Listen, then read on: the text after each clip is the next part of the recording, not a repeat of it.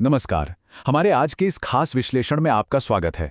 आज हम सिंधु घाटी सभ्यता के उन रहस्यों से पर्दा उठाने वाले हैं जो हजारों साल पुरानी धूल के नीचे दबे थे और आज सबसे दिलचस्प वैज्ञानिक जांच का विषय बन गए हैं। एक ऐसी सभ्यता जो सच में अपने समय से बहुत बहुत आगे थी। तो चलिए सीधे मुद्दे पर आते हैं। इस पूरी चर्चा का जो केंद्र है वो ये है कि 5000 साल पुराना एक इतना आदर्श समाज, एक यूटोपिया, आखिर अचानक गायब कैसे हो गया? और उससे भी बड़ा सवाल, उनका डीएनए आज भी हमारे अंदर कैसे जिंदा है? यकीन मानिए, ये किसी थ्रिलर पहेली से कम नहीं है, जिसका सीधा कनेक्शन हमारी आज की जिंदगी से है। आइए सबसे पहले बात करते हैं हमारी पहली कड़ी की, द एक्सीडेंटल डिस्कवरी, यानी एक अचानक हुई खोज। आपको जानकर हैरानी होगी कि इस सभ्यता की खोज किसी बड़े आर्कियोलॉजिस्ट ने नहीं की थी। 1826 में चार्ल्स मैसन नाम के एक भगोड़े अंग्रेज सिपाही को कुछ ईंटों के टीले दिखे, पर उसने सोचा कि ये सिकंदर के समय के होंगे। बात आई गई हो गई। फिर 1856 में एक बहुत बड़ी और सच कहूं तो काफी दुखद गलती हुई। कराची से लाहौर के बीच रेलवे लाइन बिछा रहे इंजीनियरों ने बिना जाने इन 5000 साल पुरानी ईंटों का इस्तेमाल अपनी पटरियों के नीचे कर लिया। मतलब करीब 160 किलोमीटर लंबी रेलवे लाइन दुनिया की सबसे पुरानी सभ्यता की छाती पर रख दी गई। आखिरकार बहुत बाद में 1920 में जॉन मार्शल के नेतृत्व में खुदाई हुई और दुनिया को पता चला कि भाई ये खंडर 2000 नहीं बल्कि पूरे 5000 साल पुराने हैं। इसके बाद हम आते हैं दूसरे भाग पर, एंशिएंट मेट्रोपॉलिटन सिटी प्लानर्स, यानी उस दौर के प्राचीन महानगर और उन्हें बनाने वाले लोग। अब जरा इस कॉन्ट्रास्ट को देखिए। 5000 साल पहले हड़प्पा में पक्की ईंटों के बाकायदा 2 मंजिला घर हुआ करते थे। हर घर में अपना कुआं था और सबसे बड़ी बात, उनका ड्रेनेज सिस्टम पूरी तरह से ढका हुआ था और फ्लश वाले सीवर थे। वहीं अगर हम 19वीं सदी के लंदन या पेरिस को देखें तो वहां सड़कों पर खुले सीवर बह रहे थे। जरा सोचिए, इतनी पुरानी एक सभ्यता का शहरी स्वच्छता मॉडल कुछ सदियों पहले की आधुनिक यूरोपीय राजधानियों से कई ज्यादा एडवांस था। और उनका अनुशासन तो बिल्कुल नेक्स्ट लेवल था। हड़प्पा से लेकर मोहनजोदाड़ो तक 10 लाख वर्ग किलोमीटर के बड़े इलाके में फैले सारे शहर बिल्कुल एक जैसे थे। बिना किसी इंटरनेट के, बिना फोन के, बिना तेज गाड़ियों के। सभी शहरों में ईंटों का साइज बिल्कुल एक समान था। नापतोल के पत्थर बिल्कुल एक जैसे थे और सड़कें एकदम परफेक्ट 90 डिग्री के एंगल पर कटती थीं। ये एक ऐसा स्टैंडर्डाइजेशन है जिसे देखकर आज के स्मार्ट सिटी प्लानर्स का भी दिमाग चकरा जाए। एक और दिलचस्प बात, अगर हम मिस्र या मेसोपोटामिया को देखें तो वहां की सबसे बड़ी इमारतें क्या होती थीं? राजाओं के बड़े बड़े महल या भव्य मंदिर, है ना? लेकिन हड़प्पा में ऐसा कुछ नहीं मिला। वहां जो सबसे बड़ी संरचना मिली वो थी द ग्रेट बाथ, यानी एक विशाल सार्वजनिक पूल। इससे ये बात बिल्कुल साफ हो जाती है कि इस समाज ने किसी राजा या सत्ता का महिमा मंडन करने के बजाय साफ सफाई और एक समान समाज को ज्यादा तरजीह दी।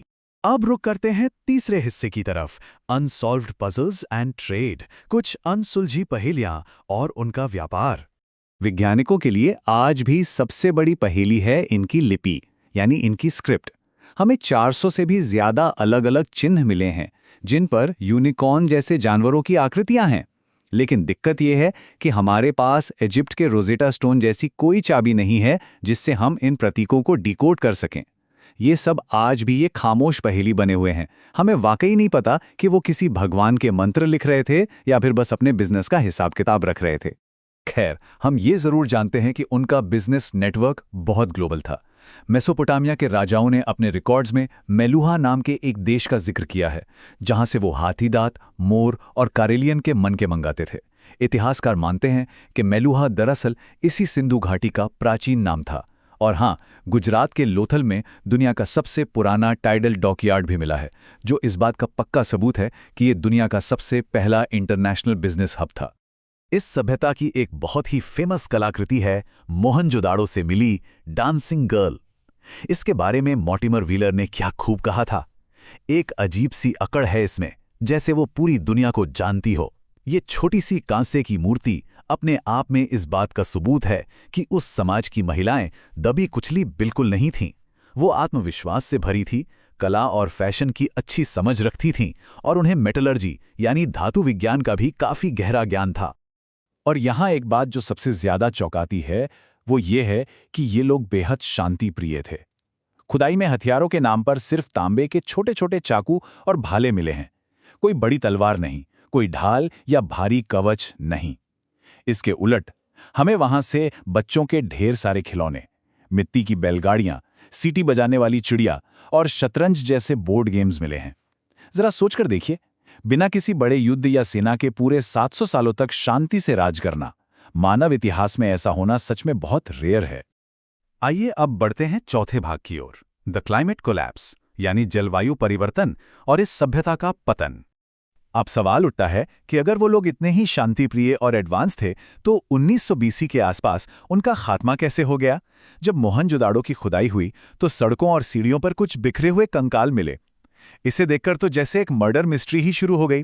किसी ने कहा कि बाहर से कोई बड़ा हमला हुआ था और इंटरनेट पर तो ये अफवाह भी उड़ गई कि वहां कोई प्राचीन परमाणु विस्फोट हुआ था। मतलब कुछ भी। लेकिन विज्ञान इन दोनों ही थ्योरीज को सिरे से खारिज करता है। किसी भी लैब को वहां रेडियो एक्टिविटी का कोई भी नामो निशान नहीं मिला है और ना ही कंकालों पर किसी बड़े युद्ध के हथियारों के घाव थे। मॉर्टिमर व्हीलर की जो पुरानी आर्यन इन्वेजन या आर्य आक्रमण वाली थ्योरी थी, उसे भी मॉडर्न साइंस ने नकार दिया है। तो फिर असली कातिल कौन था? वो कोई इंसान या हथियार नहीं, बल्कि क्लाइमेट चेंज यानी जलवायु परिवर्तन था। तो दरअसल हुआ क्या था? जियोलॉजिस्ट बताते हैं कि हिमालय में बहुत बड़े भूकंप आए। इससे जमीन का लेवल ऊपर उठा और घग्गर, हकरा जैसी विशाल नदियों ने अपना रास्ता बदल लिया, जिसे कई लोग प्राचीन सरस्वती नदी भी मानते हैं। अब आप खुद सोचिए, जब नदियां अपना रास्ता बदल लेंगी, कुएं सूख जाएंगे और बारिश बंद हो जाएगी, तो क्या होगा? ये रातों रात हुआ कोई हमला नहीं था, बल्कि एक धीमी और तड़पाने वाली मौत थी। फसलें बर्बाद हो गईं और भूखमरी और बीमारियों से परेशान होकर लोगों ने आखिरकार उन शानदार शहरों को हमेशा के लिए छोड़ दिया। अब आते हैं हमारे पांचवें और आखिरी भाग पर, द डीएनए रेवोल्यूशन, यानी डीएनए का वो खुलासा जिसने सब बदल दिया। हरियाणा के राखीगढ़ी में 2015 से 2019 के बीच जो खुदाई हुई, उसमें 4500 साल पुराना एक महिला का कंकाल मिला। वैज्ञानिकों ने बड़ी सावधानी से उसके कान की हड्डी से डीएनए निकाला और इसके जो नतीजे आए, उन्होंने इतिहास की कई पुरानी किताबों को पूरी तरह से चुनौती दे दी। उस डीएनए में कोई स्टेपी या आर्यन जीन मार्कर नहीं था। इसका सीधा सा मतलब यह है कि कोई अचानक बाहरी आक्रमण नहीं हुआ था जिसने यहाँ की पुरानी आबादी को रातों रात बदल दिया हो। और ये बात हमें एक बहुत ही खूबसूरत सच बताती है। उस प्राचीन हड़प्पन महिला का डीएनए आज के उत्तर भारतीय और दक्षिण भारतीय दोनों ही लोगों से पूरी तरह मैच करता है। यानी विज्ञान हमें साफ साफ बताता है कि हड़प्पा के लोग कहीं गायब नहीं हुए थे। आज उस क्षेत्र में रहने वाले मॉडर्न लोग उन्हीं के सीधे वंशज हैं। वो हम ही हैं। इसी बीच एक और बहुत दिलचस्प पहलू सामने आया जब 2018 में उत्तर प्रदेश के सनौली में खुदाई हुई। यहाँ जमीन के नीचे से शाही ताबूत, तांबे की तलवारें, हेलमेट और यहाँ तक के रथ भी मिले। ये समय महाभारत काल के आसपास का माना जाता है। इससे ये साबित हो गया कि भले ही वो मुख्य रूप से व्यापारी और शांति से रहने वाले लोग थे, लेकिन जब अपने बचाव की जरूरत पड़ी तो उन्हें लड़ना भी बहुत अच्छी तरह आता था। उनकी ये विरासत आज भी हमारे साथ कैसे जिंदा है, ये देखना वाकई अद्भुत है। जब हम दोनों हाथ जोड़कर नमस्ते करते हैं, बालों की मांग में सिंदूर लगाते हैं, पीपल के पेड़ की पूजा करते हैं या फिर चेस यानी शतरंज खेलते हैं, तो अनजाने में ही सही हम हड़प्पा की संस्कृति को जी रहे होते हैं। उनके ईंटों वाले शहर भले ही ढह गए हों, लेकिन उनकी 5000 साल पुरानी ये विरासत आज भी हमारे रोजमर्रा के जीवन का हिस्सा है। लेकिन जाते जाते उनके इस शानदार पतन से हमें एक कड़वा सच भी सीखना चाहिए। 5000 साल पहले वो शहर इसलिए फले फूले क्योंकि उन्होंने पानी की कीमत को समझा, उसका सम्मान किया। उनकी नालियां कभी ओवरफ्लो नहीं होती थीं। और आज हमारे मॉडर्न मेगा सिटीज और इतना महंगा इंफ्रास्ट्रक्चर जरा सी बारिश में ही घुटने टेक देता है, जो हमें आज के सबसे गंभीर सवाल पर लाके खड़ा कर देता है। अगर इतिहास की सबसे बेहतरीन और शांत सभ्यता बदलते मौसम और क्लाइमेट के आगे नहीं टिक पाई, तो उनकी कहानी हमारे खुद के भविष्य के लिए क्या चेतावनी दे रही है? आज जब मौसम इतनी तेजी से बदल रहा है, तो हमें रुककर सोचना होगा कि क्या हम प्रकृति के साथ तालमेल बिठा रहे हैं या उसके खिलाफ जा रहे हैं। इस अहम सवाल के साथ मैं आपको सोचने के लिए छोड़ता हूं। इस चर्चा में मेरे साथ जुड़ने के लिए आपका बहुत बहुत शुक्रिया।